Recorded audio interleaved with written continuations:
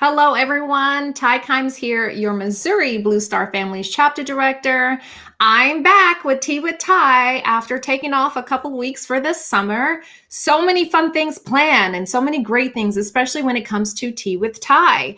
Today, I'm excited. I've got my tea. You guys know I always have my little fancy teacups. I've got my tea and I'm super excited because today we're talking about PTSD.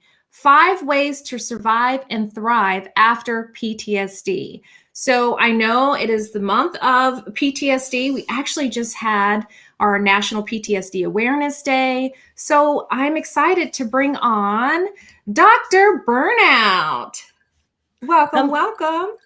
Thank you, Ty, for having me on here. I'm so excited to share with your audience, and I've got my tea as well. Oh, yeah. Oh, Green yeah. tea. I love it. Let me see what your mug say. It says, I don't know if you can read it or if it's turned backwards. It says, Girl Boss. I love that. Girl boss. Hey, girl boss. I love that. I Yes, kind of feel ma'am. myself as like a girl boss, entrepreneurial spirited. And of course, as the chapter director for Blue Star Families, definitely having to kind of be the boss around a lot of different events and different things. So I like that. I like that a lot. Now, Yeah. Dr. Kimberly, thank you so much for joining because you're a real doctor. So tell us more about your background. Okay, well, I always start out with I'm a retired Marine. Here's my pen right here. And I'm an international psychologist, licensed marriage and family therapist, author, coach, and university professor. I teach at Marion and Northwestern University, and a mom. And a mom. All the things. You do all the things, like I many of think us. we're So, all doing all the things, especially during this pandemic and right, right. beyond. Yes, which I'm so glad that that's where we're talking about PTSD and really kind of having you on, like, because Dr. Burnout, I know it's really interesting, and I don't know if anyone has ever actually heard or met Dr. Burnout. So, how did you become Dr. Burnout? Well, I kind of start out with my origin when I graduated from high school. I was actually going to work at White Castles, and I encountered a rapist. I was Oh, raped at the time. Discovered he lived very close by. wow. The police kind of traumatized me with that experience, and said that that I had enticed my boyfriend, and he got angry with me, and that's what happened. So Terrible. I fearing that he was going to get me, I got very enthusiastic about the military. I came into the military, began to thrive. I experienced two sexual assaults while I was in the military, and consequently, I didn't want to be protected. As a female in the military, that's not what you want to happen. You want to pull your weight. So I engaged in this pattern of overwork and overwhelm to ensure that I was always performing and always doing my best, and just kind of ignored all the things that happened with me. So I put my trauma in a nice, neat little box and continued to overwork and overwhelm. And even as I got out of the military and began to do a lot of different roles, I engaged in the same pattern. I was a young mom with two infants, a 15-month-old and a newborn. My spouse was traveling all the time, had nowhere near me, and I found myself crying in the car again. Wow. Uh, and then to the point, fast forward to the pandemic, everyone feels like mental health is fascinating and they all need it. I found myself working 18-hour days, and got a diagnosis of pre-high blood pressure, pre-high cholesterol. I said, I can't continue this. And I had to develop a system to help me no longer engage in burnout because I had felt burnout so many times. So that's how I became Dr. Burnout. Wow, what a truly impactful story. Thank you for sharing and really being so transparent and honest with our audience. I think that's some of the things that we need to hear and we need to talk about. There are a lot of hard things that everyone's dealing with. The saying everybody's going through something and you never know what a person is going through or what they have came through. And so I just wanted to kind of pause for a moment and to thank you for being so honest and sharing. And I keep looking down because you mentioned your mom and you talked about having an infant around. And right now, I'm actually currently babysitting my infant nephew. So he's doing pretty good so far. He's in his little bouncy, but he keeps spitting out his little pacifier. So I have to kind of keep putting that back in. He is the star. He's part of the Blue Star family. He's the star. Yes, we're going to have to let him have his debut during our tea time. I'm sure he's going to need to get picked up here. But let's go back to talking about, our, the 5 ways to survive and thrive after PTSD. As, a person who's been in the military, I'm sure you definitely are one that I can ask this because how does burnout play into all of this? Okay. And thank you, Ty, for asking that question, because burnout does play into that. And most of the time, the WHO definition is that, and that's the World Health Organization, that burnout specifically applies to the context of work and that it shouldn't be applied elsewhere, with symptoms of feeling depleted, not feeling connected to one's work or one's role, and reduced professional efficacy or the ability to be effective. And I completely disagree with that, because all those apply to your role as an individual, whether you're the one that's impacted by PTSD because you actually have it, or you're a caregiver of someone with PTSD. You can definitely feel reduced effectiveness. You can feel depleted in your energy to deal with this mental health issue, and just disconnected from everyone and everything. So I think it absolutely applies. Absolutely. Can we talk more about what exactly PTSD? I think you kind of hit on it a little bit, but how would someone know if they or a loved one, is kind of dealing with PTSD? Okay. And I wanted to make sure when I shared this that I didn't drone on, because I could talk about it forever. Okay. So I'll try to Well, be. we want the tea as far as PTSD. So bring Oh, it. Let us know. Yes, yes. It's all and good. I had to take a sip of my tea. Exactly. So when we talk about PTSD, the first thing that needs to happen is that someone needs to experience some type of traumatic event, or witness others experiencing the traumatic event, or even learning of someone that you love or care about experiencing a traumatic event. Right. And we also don't want to forget those who have prolonged exposure to trauma. And that might be police officers, crime scene cleaners, nurses, anybody who deals with a lot of EMTs. They have to deal with a lot of trauma. Right. Some of the symptoms that are experienced include memories of the event, having those just repeated memories, dreams, nightmares, flashbacks. They might have physiological reactions, meaning your body begins to react because of the trauma or anything that resembles that event. They want to avoid memories, people, places, or things that reminds them of the trauma. Um, some may even have difficulty remembering aspects of the trauma. Right. Um, Sometimes that turns inward and they begin to have negative beliefs about themselves or the event, such as like they caused the trauma because of something that they did. They didn't do this, or they should have done that. Um, they might discontinue having an interest in things that they enjoy. So Right. things that brought them pleasure, they don't want to do them anymore. Sometimes they feel a lack of connection to others. They begin to draw inward because they don't want anyone to know what Right. they're experiencing. Some people stop feeling happy. They don't even, it's a distant memory of what happy actually is. Now, that doesn't mean they can feign happy and pretend like they're happy. Right. Some engage in reckless behavior or destructive behavior, whether that's riding fast in motorcycle or engaging in some activity, such as drug abuse. Right.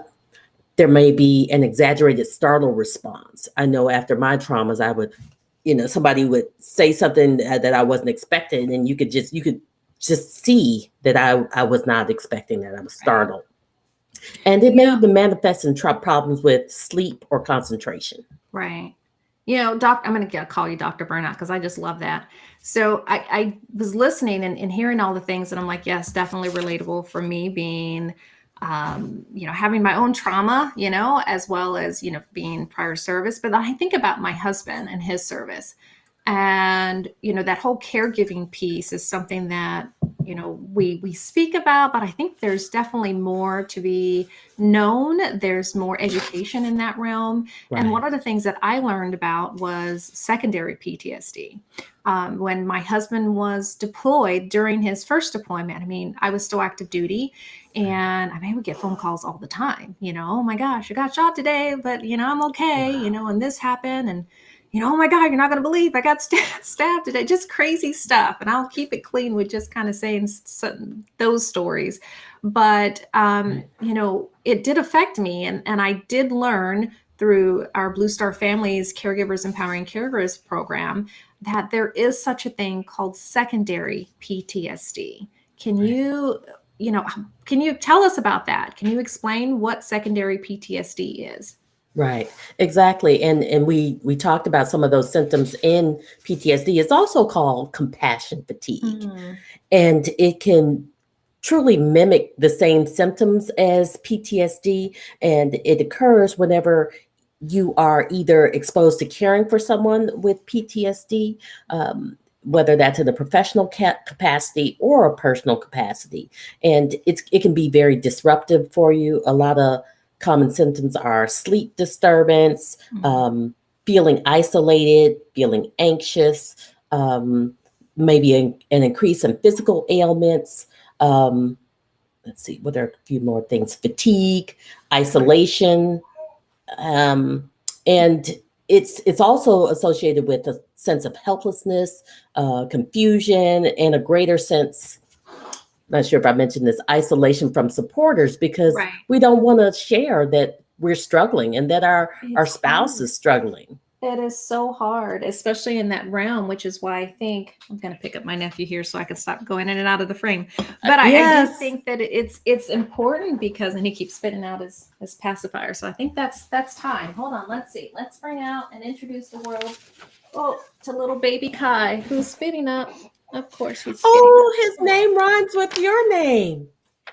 Well, his name is Zakai, and hope my sister doesn't get Ah, mad at me. But hello, world, hello, baby. Kai. This is baby Kai. But you were talking about how we don't want to share, and it's difficult to share. And that isolation piece, and that's why I Right. think there's so many other stigmas as well that kind of, oh, he wants to talk. There's so many stigmas around that, around if you share what PTSD is. Is it really like a real thing? Like, what are some of the stigmas that you've heard, or some of the stigmas that you've helped kind of battle and overcome?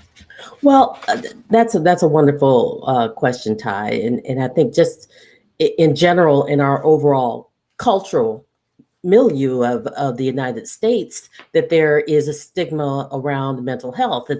It's not represented well in the media often. When we see it, it's in movies, and it's always the military person who goes off and is killing people. Right. So who wants to be associated with that? Mm, As well as the stigma as when you decide to serve, to protect and defend the Constitution of the United States of America, you become a warrior. You're a fighting force, and yes. being part of that force means that you're part of the team, and family members are absolutely part of that team as well. And when you are vulnerable, you can't serve your team as well. Right. So we begin to beat ourselves because of that, because we feel like we're letting down our team, we're letting down our members. And it also reminds others that, wow, we're vulnerable. It reminds us of our own frailty. So who wants Right. to be frail? Not too many. That's a good one right there, or and then you started out with being an example, or of someone who is willing to be vulnerable. And I think that that's an important piece too, maybe even to kind of help solve the issue of burnout and to help not be so isolated, because if you can be vulnerable and transparent, it really is a great pathway to healing. So just kind of wanted to share that out there. So if any of you are watching and maybe you're triggered by any of this conversation, just know that there's help available, and we'll make sure that we include those links in the comment section so that you don't have to look for it. It'll be right in there so you can find support. Yes. So, all right, Dr. Burnout, Dr. Kimberly, we've talked about PTSD. We've talked about what it is. We've discussed secondary PTSD. Yes. We've talked about, even some of the stigmas of PTSD. Now let's really kind of get to those 5 ways of to survive and thrive after PTSD. Thank you, Ty. I'm excited to discuss these. So, one of the things that the service member or the veteran could do, because there is that stigma, to begin to thrive, begin to look forward rather than backward and behind, and mourning the loss of who you were. Acknowledge the change, but don't become anchored by your past.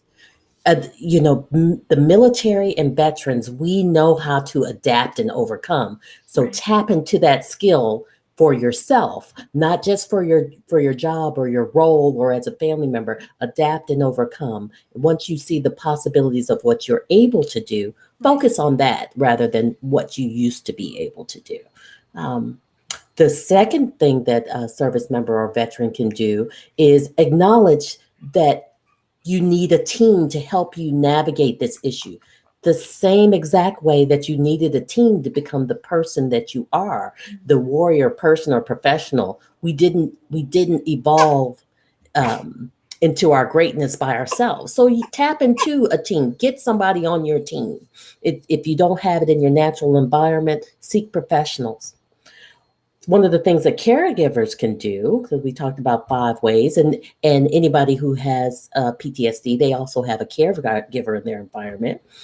Recognize that this is a process. I think so often we get very frustrated with situations and we want them to be solved and resolved right away. It's just going to be like a roller coaster. There's up and down, and that's the natural part of change. Now you have a baby here. When Kai begins to learn how to walk, he's gonna fall, because that's what happens. That's part of change. That's part of growth. It doesn't mean anything is wrong. It just means this is the process that has to occur. The second thing that caregivers can do is extremely important, is to make time to care for yourself in whatever ways you need to, whatever ways that's important. And it's different for very many people. So I know one of the ways that I tend to make time to care for myself is I have a self-defense class and I get to hit stuff. And then I absolutely love being able to let off that stress and take that time, and no phones, and just disconnect. So making that time.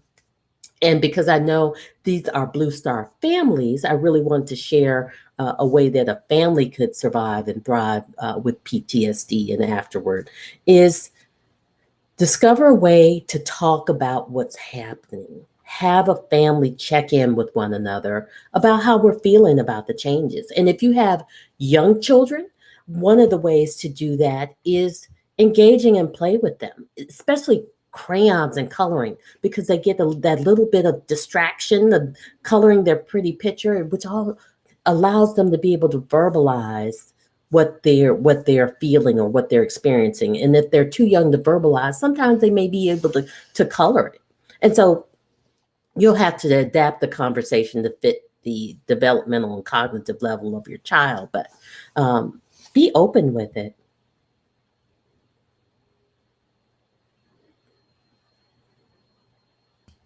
Had to find my unmute button there because Kai he had quite a bit to say, but I'm like, yes, these are great top 5. And I know that there's probably more, Yes. but I wanted to stick to that top 5 so those watching can have a quick, easy kind of rundown and just great information. So Thank thank you you. for that. Programs. Are there any programs that you know about that would be beneficial for any military family, service member, veteran, or as you mentioned, the child? Because of course, sometimes our children are dealing with PTSD and dealing with issues, and it's important to to let them have that space. But do you know of any programs or anything that free resources that you'd like to mention? Yes, thank you, Ty. Absolutely, I do, and I wanted to make sure because I know that this may be placed out nationally, so I wanted to make sure that they were resources that everyone could access. One, definitely, if they're in your area, contact a local psychologist, therapist, or social worker. There is a beautiful app by the VA if you like to be a little more private, and that's called the PTSD Coach app. And there's also a companion PTSD family coach if you like to do things by app and technology. Military One Source. I cannot stop with the praises of Military One Source to get some immediate support on phone with PTSD. There's also the Veterans Crisis Line. It's I think it's 1-800-273-TALK. You press 1 and can get connected, and they can definitely help you get connected with a local resource.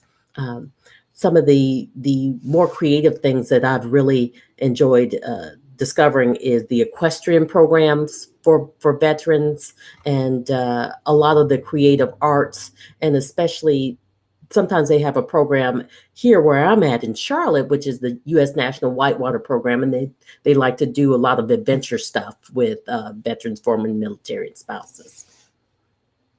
Those are all really, really good. Oh, you hear him. He's not happy with his Aunt Ty right now. I love that you mentioned all of these different resources. Now, you have a great resource as well. That's a free resource. Tell us about your free resource. It's a free burnout resource, correct? Correct. So if they go to my website, drkimberlywilson.com, you will see the burnout quotient. And what that allows you to do, this is actually my system to cure burnout. And these are some of the things that we tap into. We look at 5 key areas: consider, conserve, create, connect, and contribute. And that's the system that I developed on myself because I was experiencing burnout. And I've had a lot of relative success with the hundreds of people that I've worked with to cure their burnout. Now, the resource is the burnout quotient. And the reason that I developed that is because so many people aren't sure whether they're experiencing stress, they're just tired and cranky, or they're in true burnout. So it asks 11 key questions that you can score yourself to discover, hey, where am I at? Am I in burnout, or am I just stressed? And then it makes a recommendation based upon your score. So it's private. I won't see it. You get to do it all on your own. I love that. I think he's quiet now, so I can, now I'm like muting and unmuting. But I think that's a great resource, and I love the image that we have. So, and again, if you're watching or listening in, whether you're listening live or you're listening later on the replay, we'll make sure that we put all of that information in the comment section so that you don't have to look for it. Oh, there's baby Kai. I think he's ready to eat some food. So Dr. Kimberly, can you tell us anything else that, we think we should know, and like, where can we find you, find more information about you? Yes, absolutely. Go to my website, drkimberlywilson.com, or if you can't remember that, go to drburnout.info. And what I'd like to share and provide for your audience, I've opened my calendar up to have 3 free consultations to discover if you're experiencing burnout and to talk about creating a cure for you. You can get on my calendar by going to bit.ly/C call Dr. Kimberly. Call Dr. Kimberly. And we can get 30 minutes and create a plan for you to cure your burnout. All right. Call Dr. Kimberly. I love that. I love that. So, well, thank you so much for joining today. I'm telling you, as soon as I mute and you're speaking, he's quiet. And then when Auntie Ty talks, he's got plenty to say too. So I think what Kai is saying is that make sure that you're talking about the things that we don't want to talk about, that keep us isolated, that keep us stuck in burnout and that cycle, that keep us isolated and just dealing with with heavy stuff. So make sure that you're Yes. reaching out, making sure that you're connecting. Is there anything else that you feel like we didn't discuss that would be important for listeners to know? Anything at all? Well, I think we did a really good job of sharing some of the most critical things. And I just want to thank you for the opportunity to serve and share with your audience. It's been an absolute pleasure. And thank you to Blue Star Families for having me here. And I hope that someone found something helpful from what I've said. And you mentioned that really is the key takeaway. Don't go through this alone, whether you're the person who has PTSD or you're the person who's caring for someone with PTSD. And don't do it the way I did and keep it locked up for 28 years. You can only get better by sharing. Absolutely. And I think it's important to note that we're all healing. We're all healing. So when you think that no one else can relate, the minute you start sharing and seeking help, that's when you learn that you're not alone. Absolutely. I can attest to that from my own personal experiences. I also wanted to say, and Kai wants to make sure everybody knows, if you are not yet a Blue Star family members, that makes him so upset. So please make sure that you join Blue Star family. You can just go to bluestarfam.org and hit that join button. You do not have to be military active duty. Oh no, Kai. I know. You don't have to be military active duty. You can be a civilian neighbor. You can be anyone who just wants to support our military community. So if that is you, make sure you go to bluestarfam.org. I know Dr. Burnout, Dr. Kimberly Wilson, also did share some information in her website. I'm going to make sure that there's free resources there. There's also free resources on bluestarfam.org, but you have to become a member. So don't upset Kai by not being a member. Make sure that you join and become a member. I thank you all so much, Dr. Kimberly Wilson, Dr. Burnout. Thank you so much for joining today's Tea with Ty. I am Ty Kimes, and this is little baby Kai. See, he's thinking I'm mom, but I'm not. I've got the pacifier there.